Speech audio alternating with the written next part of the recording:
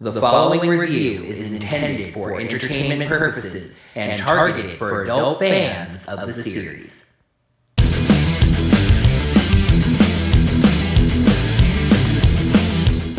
Hello there, heroes! I'm the Orange Ranger, and welcome to another Kamen Rider Dragon Knight episode review. You may notice a slight difference in the monitor that's displaying the logo. Slight fluctuation in morphing grid energy shorted the previous TV out, but worry not, Professor McFlyzer was able to get me an emergency replacement.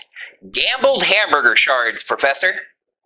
Last time, the second rider was sent to the Advent Void, as Kamen Rider Camo was vented by Kamen Rider Torque, joining Kamen Rider Incisor in the vented camp. JTC revealed a new rider to Maya, a pink one, but it turns out that he is the purple rider with the fabulous cane, Kamen Rider Strike. And Len revealed that those Xaviax picks to be riders must be DNA matches to the ones that were riders on Bentara. Quite a lot going on. Let's see how it keeps going on in the 11th episode of Kamen Rider Dragon Knight, Vent or Be Vented. Please make sure you're subscribed to the channel. Yeah, and make sure you got your notifications set up by hitting that little bell icon. Right you. What he said was, you can consider checking us out on Patreon or Ko-fi at Orange Ranger Videos. I guess all that stuff with Maya and JTC at the end of the previous episode kind of distracted me from the fact that Thrust and Dragon Knight never finished their fight, because that's where we start here after a surprisingly brief recap segment. Thrust beats Dragon Knight around, demanding answers that Kit just doesn't have. They play this up like Kit is going to trick Thrust. He's holding a card even as he's saying he's not going to fight Thrust anymore. But then he just powers down. This causes Thrust to do the same after he realizes that Kit is just a kid. I mean, Kit is 18, but Brad's probably like 25 or so. He says that he thought the riders were all pros, and Kit wonders how he can still think this is just a game after seeing what happened to Camo. Brad asks what did happen to Camo, and Kit explains that he was vented, sent to the Advent Void. It's the world behind the mirrors. When you get sent there, you can never come back. Wrong.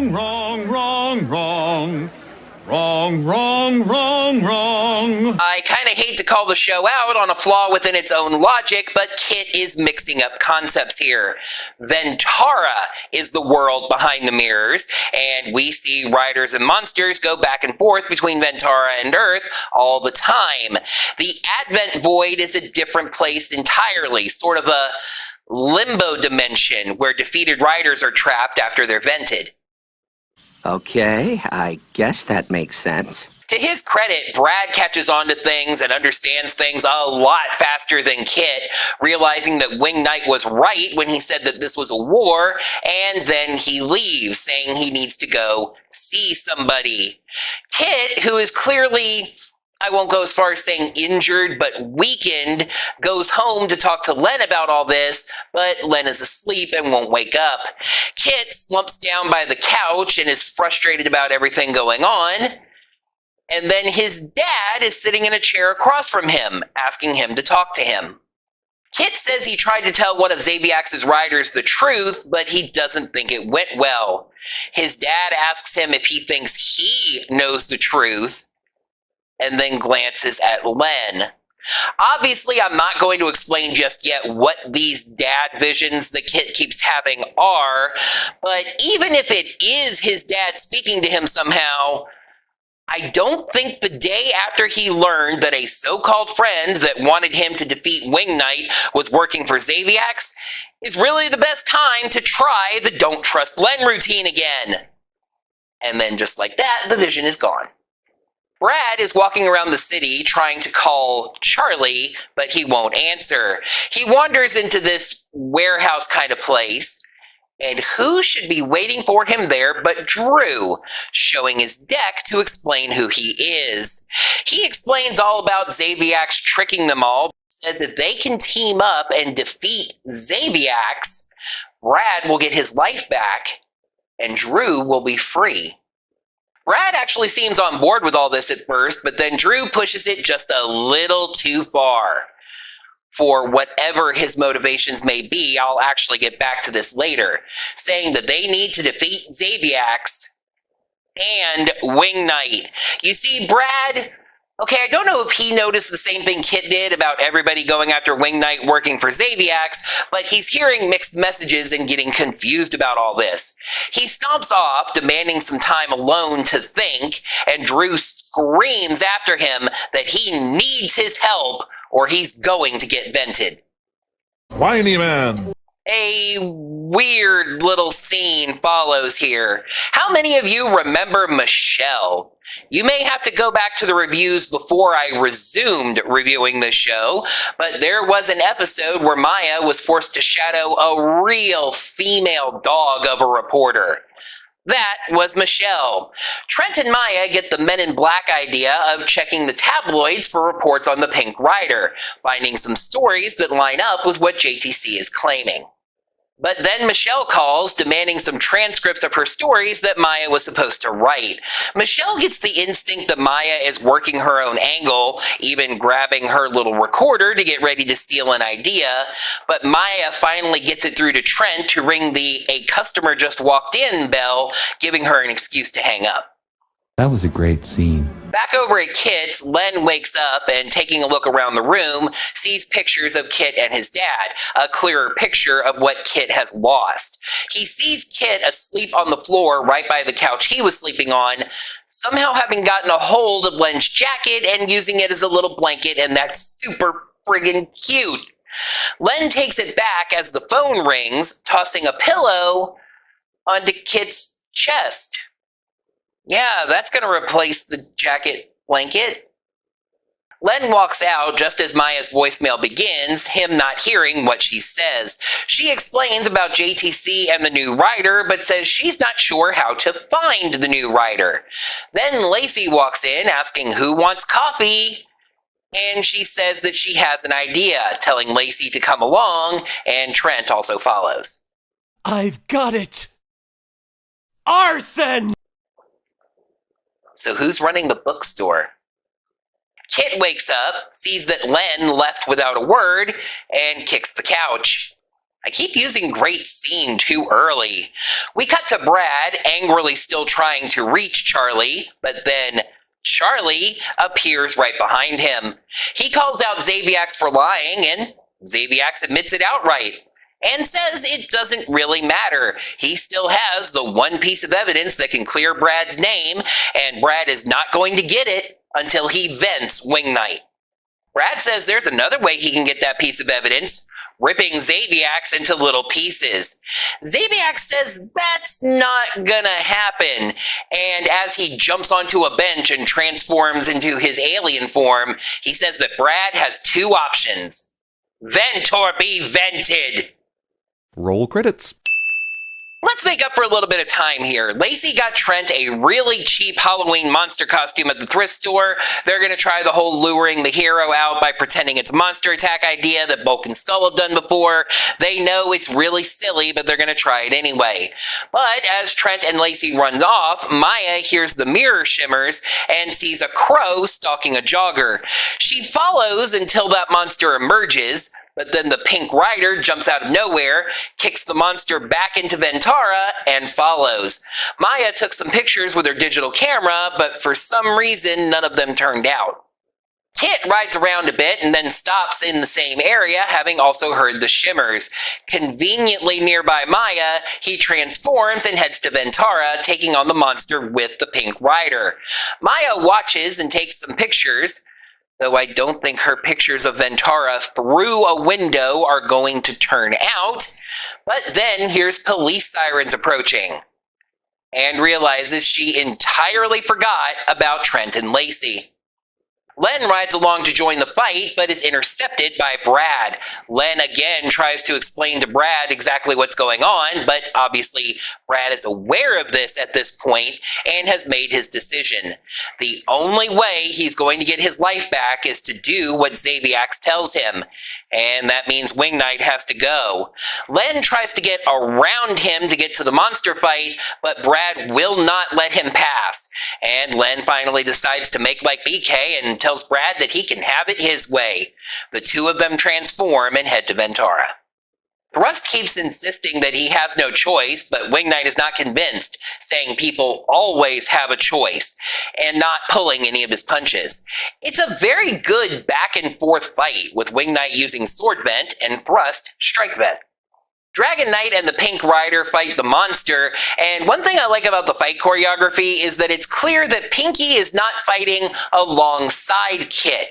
He's not attacking him, but he's kind of regarding him from a distance. One thing I didn't like is that Dragon Knight punches the monster and then shakes his hand like that hurt. He's transformed. That shouldn't have been all that painful. Oh, this next scene. Here's the thing. This is a comic relief scene, and I don't normally like these in these kind of shows, and I didn't like this one, but it was actually almost pretty close to nearly being funny. Maya finds Trent and Lacey, and Trent has been beaten up by a street mime that I didn't think I was going to have to mention when we saw them previously. Detective Grimes shows up to the incident because apparently the entire city of Los Angeles only has one police officer. The mime mimes to the officer what happened before Maya shows up and makes the obvious excuse. They were just making a monster movie. He decides to let them off with just a warning, and Maya shows off more of her unique brand of selfish callousness, just saying that she's got pictures of the new Pink Rider, and she has to show them to Kit, who she just saw fighting right next to the... What? But I can't let that make me forget that Lacey's earrings in this scene are gigantic pink paper clips. Or maybe safety pins.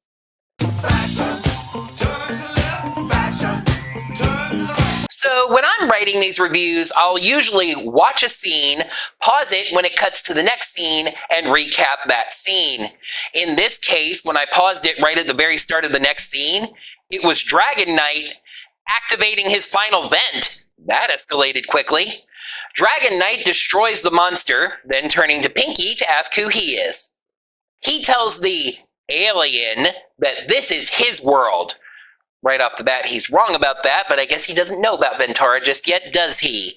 And he asks the questions. And by order of the United States government, Kit is under arrest. He dives at Kit, and next time on Dragon Knight, he's going to be taking on Wing Knight and even activates his final vent. I'm going to activate these cards that I'm either going to read or deal. I came to realize I think I've used both in these reviews. Episode 11, Vent or Be Vented. Pros, Brad has a great tragic character arc, balancing new and existing riders, and Xaviax is still just amazing. Cons, Kit continues to feel a little underfocused, side character plot feels unnecessary, and we're still jumping around. Another really strong episode, only held back by the comic relief being a little too silly. Vent or Be Vented gets 4.5 cards out of 5. Brad has been a fascinating character for this show because for the first time we get to see somebody besides Kit learning about what's going on with this rider war. And unlike Kit, he was fooled at first about what was going on before then learning the truth. Great scene with Drew, learning about the various factors and ideals and things going on. Lots of deception, and he needs time to sort it out. And then he comes to his unfortunate decision. He's between a rock and a hard place and has to just submit to being blackmailed by Xaviax by fighting Wing Knight. It's just nicely tragic. While I am going to criticize the overall balance of this episode, I do like how the Brad thrust arc is balanced against the new Pink Rider stuff. The show isn't focused too much on one new character at a time. Thrust showed up as a new rider while we were learning about Camo, and now this Pink Rider shows up when we're learning about Thrust. It's a nice way to balance the large number of riders that the credits spoil us to existing. William O'Leary has had a successful, if not megastar career in Hollywood as a character actor. One of those actors where the name's not familiar, but when you see his face, you remember that thing that you saw him in. But I cannot get over just how good he is as Xaviax. The character is perfectly written to his strengths with a smarmy, condescending superiority. Always one step ahead, and he knows that he... forgive the pun here, holds all the cards. Specific to this episode, the scene where he allows Brad to confront him and then reminds Brad that he has him by the horn, since Rhino Rider, and showcases that he's far more powerful, just fantastic. Notice how in these pros I talked about Brad, Drew, Pink Rider, Xaviax. Anyone missing? Yeah, the title writer of the show is still feeling a little underplayed. Now, I actually think this is a bit intentional. The idea being to have all of the writer stuff whirlwinding around Kit and him feeling overwhelmed about that. But Kit's contribution to this episode was getting beaten up by Thrust and then defeating a monster with help. Again, I do think it's part of a character arc. Right, just in the moment it feels a little weird. So to be clear about this, I really don't have an issue with Maya's part of the whole non-writer subplot. Well, besides her once again reflecting that she's willing to just use her friends to get what she wants, and she really only cares about Kit, maybe JTC too. It's those friends, and I think that's really where the problem lies. Maya's part in everything is serious, pursuing and finding the Pink Rider. Her friends wear giant safety pins on their ears, dress in silly monster costumes, and get beaten up by mimes. The comedy in this episode just clashed a little too hard against the overall serious tone. And I will say that the Michelle stuff hints at some plot further down the road, but in this one again, she just seems like a capital B bitch. Stretching for a third con, and it's a quick one because I've used it before. One of the few downsides of having a number of good storylines is that we keep bouncing back and forth between them. I actually consider this almost a sub-con of the comedy subplot thing, because that whole storyline just gave us one too many to keep focusing between. Another good one. Still going strong. There's less and less that I can say at this point. Let's take a peek at the 12th episode of Kamen Rider Dragon Knight, Kamen Rider Sting.